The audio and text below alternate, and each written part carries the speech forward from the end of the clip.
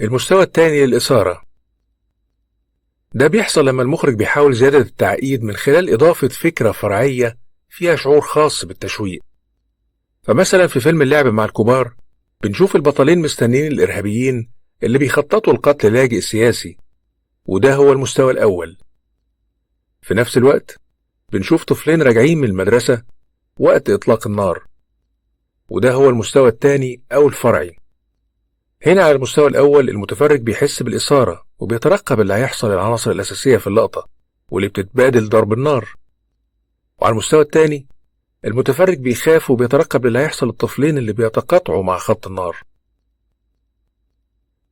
الفلاش فورورد، القفز للمستقبل، زي ما بيحصل لما بيفتكر البطل أحداث سابقة، بنقول عليها في السينما فلاش باك، اللي بيبدأ بالوقت الحاضر وبيرجع للماضي وبعدين الوقت الحاضر مرة تانية.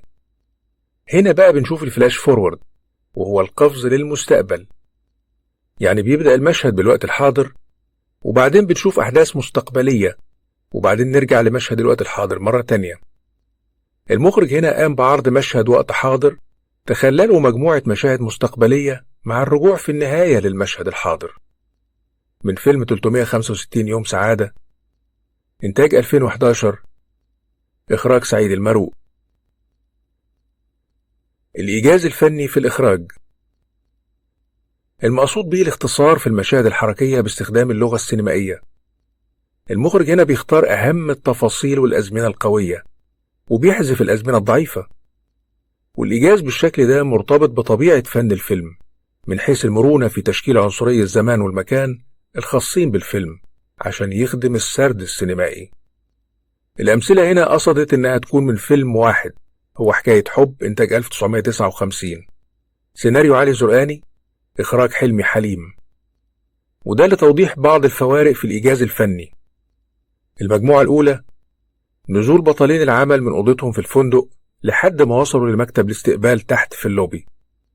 استمرت اللقطات من خروجهم من الأوضة لحد تحت حوالي 42 ثانية، وهنا ما حصلش إيجاز، إنما حصل تطابق بين الزمن الفيلمي والزمن الحقيقي.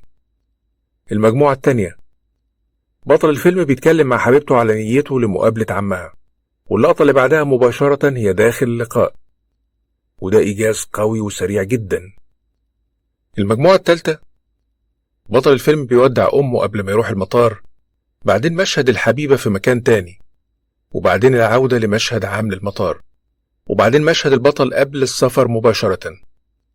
وهنا إيجاز متوسط السرعة يحتاج للقطة بعيدة، لقطة المطار العامة، كفاصل زمني دلالة على مرور زمن.